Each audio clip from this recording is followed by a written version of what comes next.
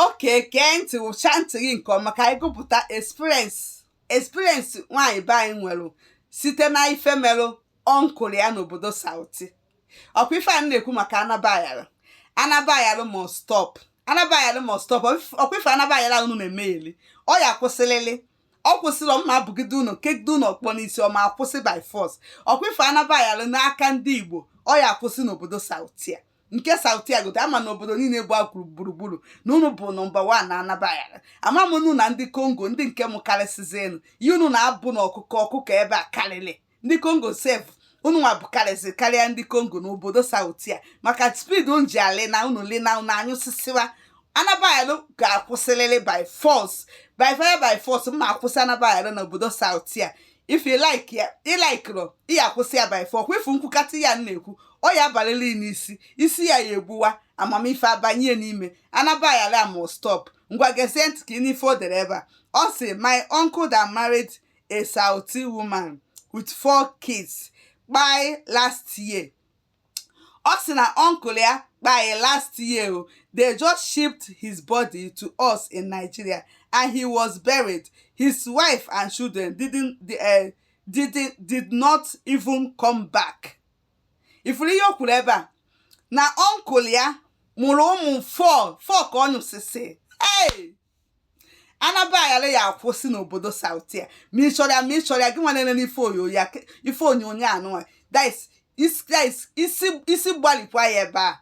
Otolo na-enwere nwanne gbapịakwa ya anya. Anabayalụ a iji ị ka na-akwado gị nwa ka na-akwado ama m onye nke na-afụ m ọzọ na-asị m na ya na-eme ebere oge na ya amụta nwa ya kịtịkpa ya alacha ya anya uti nwa anyị chọrọ ịmụ m. Na-egekwe ntị ọ sị na ọnkụl ya mụrụ ụmụ 4 n'aka nwaanyị obodo ewee shipụọ ịmana na kago na ewere ozu kechicha anya ti na kago send elefia na Nigeria sifa thunder fire kwa unu ebe a.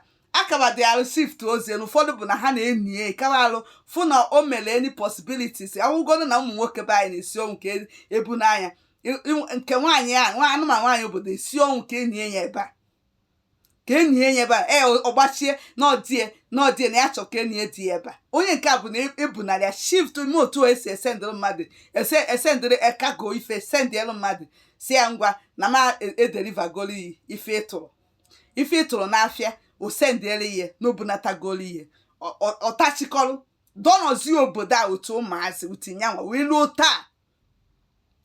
luo taa and continue here osino and na the worst part of it is that na akpọ n'Igbo that is if they call the woman phone she doesn't pick the calls.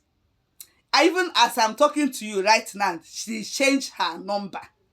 Ifuge kita no tufugo number eji akpe from bani change the number ti number famaro ụmụazị na kedebe fanu anabayalụ ụmụazị na kedebe fanozi n'ikuku nwaanyị chefu change number because ọ chọrọ nonsense na koeli gbakwasị ya Chukwuebuka kwekwanụ Chiemeli kwanụ Chidimma kwanụ Chidimma nke nwanne gị nwoke gwara ya na ọ bụ Chidimma bụrụ Chiemeli nwaanyị obodo gwago ife ọ bụ kịtịkparachakwa unu chari n'anya ọkwa unu na-edisgrace ndị Igbo. Ọkwefu nwoke ọbụla n'ebe anụ bụ dice mụrụ anabayalụ ka na-achọ ịmụ amụ ịbụ a disgrace to Igbo dice to the whole Igbo people.